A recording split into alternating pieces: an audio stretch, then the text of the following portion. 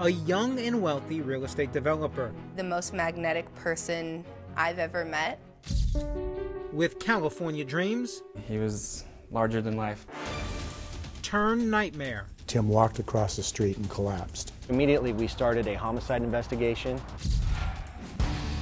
Now a father is on a mission to solve his son's mysterious murder. We have a good timeline up to the time that he was last seen. And Crime Watch Daily is right there by his side, looking for answers, retracing Tim Egan's final steps. The scuffle starts here and then takes place across the street. Yes.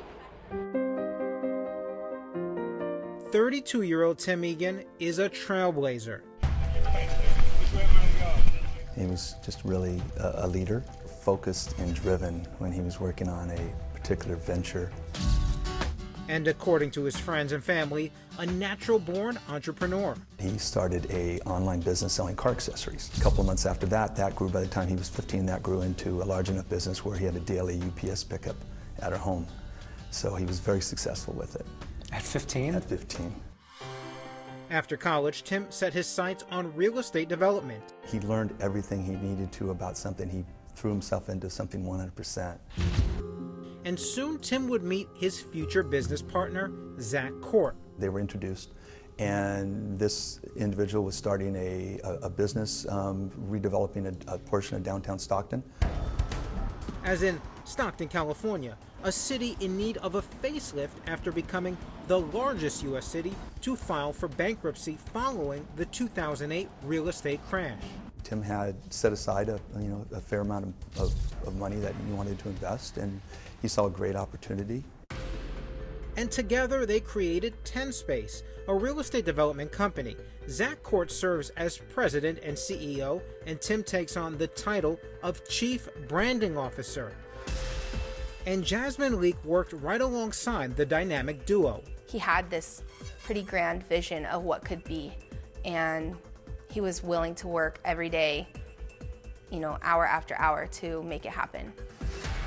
And they are well on their way, over the next 2 years transforming much of Stockton from blight to bliss by revitalizing properties all over the downtown area. It often is national news for all the wrong reasons. Reporter Kay Reseed from our Stockton affiliate Fox 40 often covered the groundbreaking work of Tim's company. It's a really special place with a lot of potential, and I think that's what Tim Egan saw in the city of Stockton. But soon others see potential in the city too, when the visionary developers catch the attention of investors from San Francisco. People who are interested in maybe buying properties or getting involved in Stockton's redevelopment with their company. That was the start of a very good day.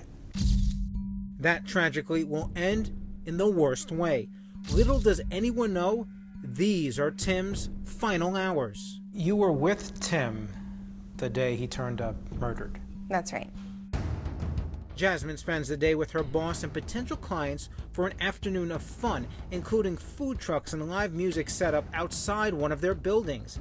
Then, just before nightfall, Jasmine leaves.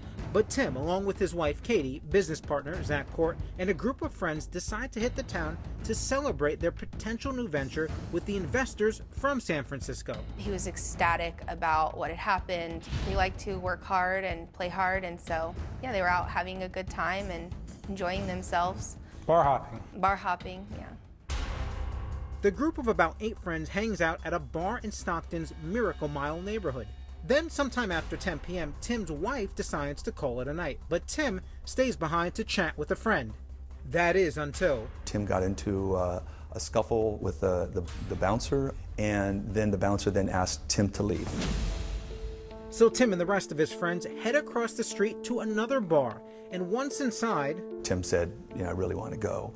And then they got up, they walked outside. Tim and his business partner were having a discussion outside, according to the bartender, and then they, for some reason, got into a fight. According to people at the bar, when the fight is over, Tim's bleeding. Tim was seen walking away in one direction, and his business partner was walking a different way a few minutes later. This business partner is Zachary Court? Yes. Eyewitnesses say Tim was headed in the direction of his home. Tragically, he'll never make it. and that's when our officers found him laying in the street. He was stabbed. Coming up, Somebody out there definitely knows something. and just how bad was the fight between Tim and his business partner? I've asked Zach and he can't remember. Or did the real estate developer have a deadly run-in with someone else? This lady told us about her boyfriend being in an altercation with Tim.